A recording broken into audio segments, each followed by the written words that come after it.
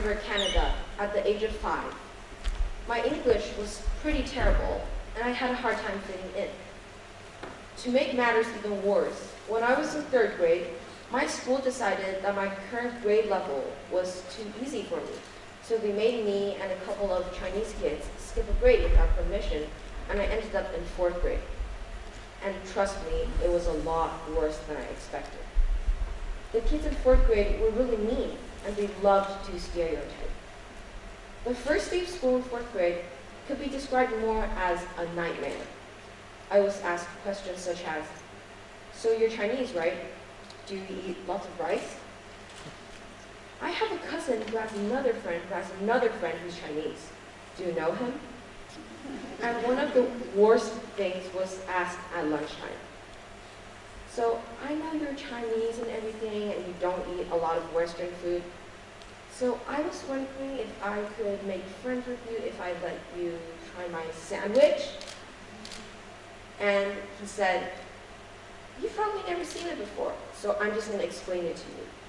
This is called the bread, and this is called the lettuce, and this is called the cheese." And as I stood there, while that 4th grader explained to me the voodoo magic of a sandwich, I was thinking, I've had a sandwich before. No thank you. Please stop. So, as you can see, I never made many Western friends that year. But I wanted to so badly. I started wanting to leave back my Chinese background so much that I started not wanting to bring Chinese food to school. I wanted to stop using chopsticks.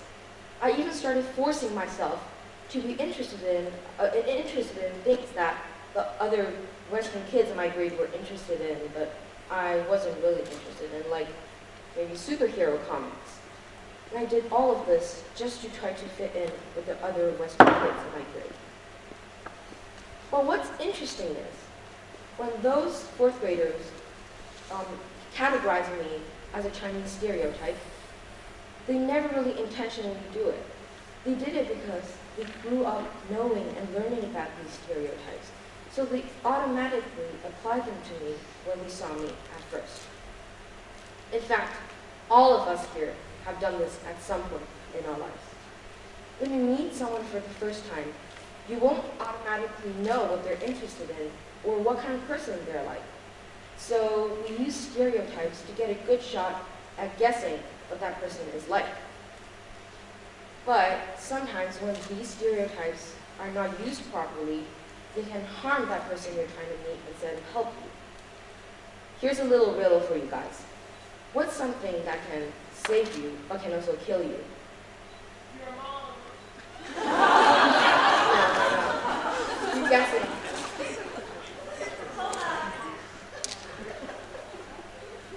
Yeah, that's right. The correct answer is water. Water, as we know, is a fundamental component for all animals on Earth. Without it, we couldn't survive. But we can also drown in water if we're not careful. Stereotypes are like that. If we use them properly, they help us socialize and meet new people.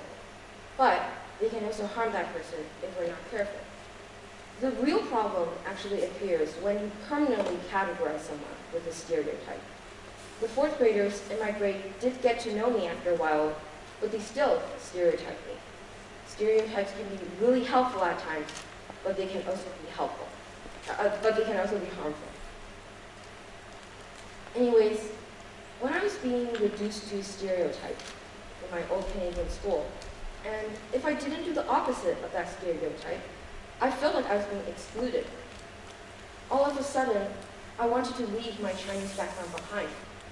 And I wanted to do this so much that, after a while, I wasn't me anymore.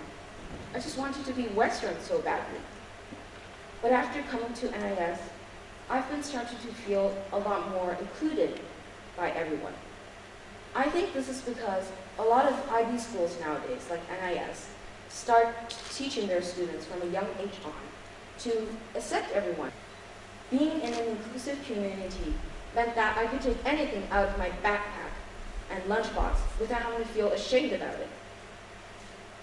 The other day, I was driving to school in our car with my little sister Irene, who's 5 and a half.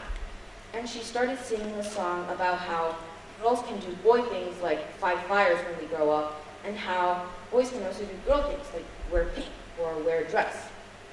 I think kids at my sister's young age don't really understand stereotypes and do that as much, but I think teaching them this important lesson can leave a strong reminder when they do grow up and get to learn more about stereotypes. I think more schools, no matter public or private, or even parents that homeschool their children, should start teaching this important lesson to their students or children at a young age like my sister's, so when they do grow up, can leave a strong reminder. But the most important thing about stereotypes is not that we should avoid using them or teach people about them, but is that you shouldn't feel like you are forced to change just because someone made an oversimplified assumption about you. You are who you should be, who you really are, and who you should always stay and be. You should keep it real. Thank you.